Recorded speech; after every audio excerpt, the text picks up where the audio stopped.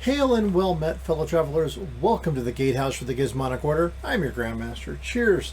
I wanted to cover the top 10 BattleTech questions I found online, just to kind of give you guys a little bit of flavor about what's out there and also answer some questions that may be burning in your mind.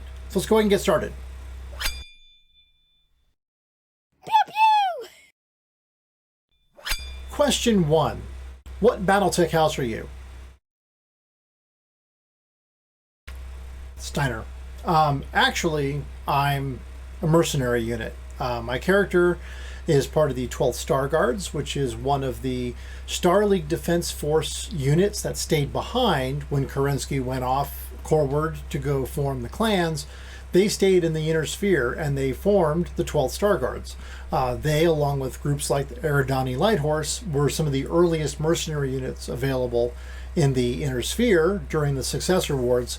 And my unit is currently employed in 3026 by House Steiner. So I kind of took some Steiner stuff, and that's where I am. I even went so far as to get a Mech Warrior personnel file with my Steiner symbol on it. So yeah, I've kind of glommed on to Steiner as my employer, and that's where I am. Question 2. Where can you buy BattleMechs? Well, you can actually buy them in the store for whatever planet that you're at. Sometimes you'll have to buy a part of a chassis, and depending on how you set up your game, that may be requiring 4 or up to 8 different chassis parts in order to make a full BattleMech. You can purchase the parts at the store, and those are usually going to be a lot less than purchasing a full mech. You can also purchase a full mech that has complete armor, armaments, ammunition, etc. at those stores, but those are going to be very expensive, in the several millions of C-bills range. If you have that amount available, sometimes it's worth it.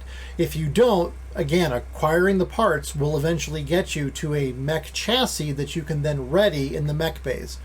That requires that you have a mech bay open to ready it. It takes a day to ready, and then you can refit it with all the armor and armaments that you want. Question 3. Is the DLC worth it? Yes, absolutely 100%. There are 3 DLCs available for BattleTech. The first is Flashpoints, which is sort of like extended campaigns. They give you access to additional items like Lost Tech items or rare items, as well as some rare BattleMechs like the Raven. You also have access to a storyline called Of Unknown Origin, which lets you get access to some very good Star League technology if you finish all of the missions associated with that campaign. It was the first time that we had access to what were really multi-mission campaigns. So yes, that's worth it. The second is Urban Warfare, which introduces city combat, which was not available. It also introduces some new BattleMechs. I think there's 7 new mechs that show up. There's a whole bunch of changes that happen with your starting mechs, with your career mode settings, that kind of stuff. There's a lot of updates that came about as part of the Urban Warfare pack. And the last one is Heavy Metal, which actually introduces a lot of the unseen mechs that you might have heard about. Those mechs are ones that were not allowed because of a contract dispute that FASA, which made BattleTech, had with Harmony Gold, which did Robotech. A lot of the mechs that came into BattleTech actually came from Robotech or Macross and Super Dimensional Fortress 1, the animes that came out of Japan. Harmony Gold owned the rights to those, and 16 BattleMechs were not allowed as part of the basic game anymore once that lawsuit went forward from Harmony Gold against FASA. Thankfully, now a lot of those have been resolved. That issue is behind us, and they were able to reintroduce some of those mechs like the Phoenix Hawk and the Archer. Question 4. How to eject. This is actually pretty straightforward. So when you're in your mission and you are selected on your Mech Warrior, in the lower left corner or for your mech, you're going to see a little button that's a red icon with a little arrow pointing up. That's your eject button. You click that, it will ask you to confirm, are you sure you want to eject? And then you can. The one thing to note about ejecting is it will destroy the head of the mech, so that's going to take some time to repair and some money, so just be cautious about that. Question 5. When do Flashpoints start? I believe it's pretty quickly. I think after the first month, when you hit that month marker, is when those will begin to show up. You'll see them on your map, and it will be a little glowing circle that's showing up around a planet. That will identify flashpoints. You'll also get a notification on the Argo screen as time is passing that, hey, a flashpoint is now available in the system, or a flashpoint is no longer available. Flashpoints do expire, so make sure that you're allowing yourself enough time to go there and actually do the flashpoint before it expires if you're interested in doing it. Number 6, when is BattleTech coming to Xbox One? Never. Sorry. It's not going to happen. Harebrained Schemes and Paradox are focusing exclusively on BattleTech on PC. And since the game is now 3 years old, as of 2021, they're not going to be updating it again, which means it will only be available on PC. So none of the consoles are going to be available for this game. Sorry. Question 7. Who to ally with to win the game? This is kind of a weird question. So if you're playing the campaign, you're going to be, in essence, allied with Kamea and the Aurigan Restoration. So you're going to want to help her regain the throne, and as a result, you're going to end up getting benefits as you go to planets that she controls. You'll get discounts when you're buying things, but you'll also get bonuses when you're selling. So it's going to be good to have a good relationship with her and the Aurigan Restoration. So you'll want to make sure you have a good reputation with some of the other houses at least. You're going to have to battle other factions, and so some of them you're going to end up having probably some negative reputation with. But ones that you have a positive reputation, the more positive that reputation is, the better your benefits are going to be for buying and selling at their planet stores when you go to those sites. Number 8, what is career mode? Well, let's compare and contrast that to campaign. So the campaign is sort of a set of very specific laid out series of missions that you have to complete in order to restore Kamea to the throne and overthrow her uncle. That's the campaign. The career is going to be slightly more freeform. It's going to give you the ability to spend 1,200 days in the periphery trying to do as much stuff as you can. You are rated based upon how many objectives you complete. Things like upgrading the Argo or completing all of the mechs for a particular weight class, like light, medium, heavy, and assault.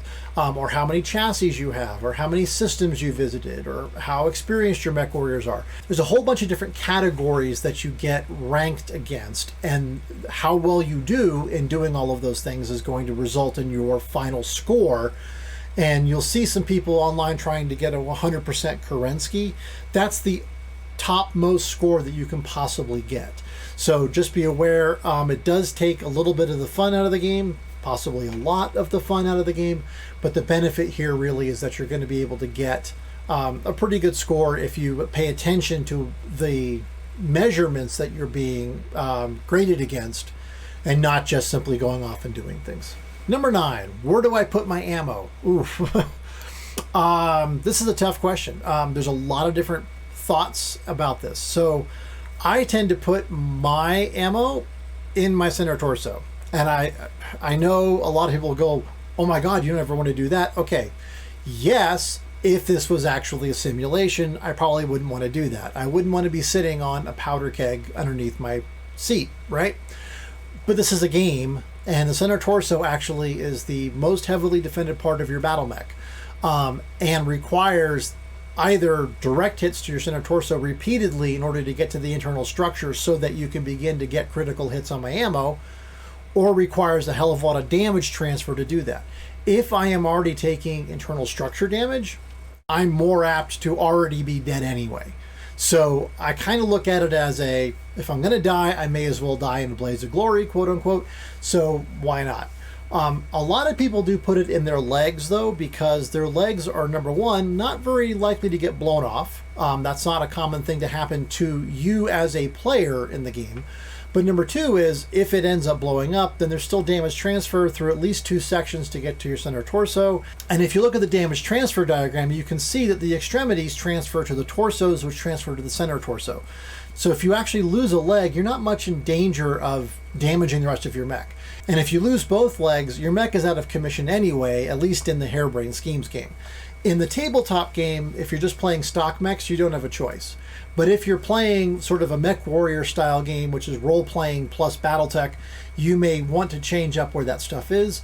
And again, I found that center torso tends to be a little bit better operating procedure just because you are already in danger. If you're taking internal structure in your center torso, you're already in danger of losing that mech as it is.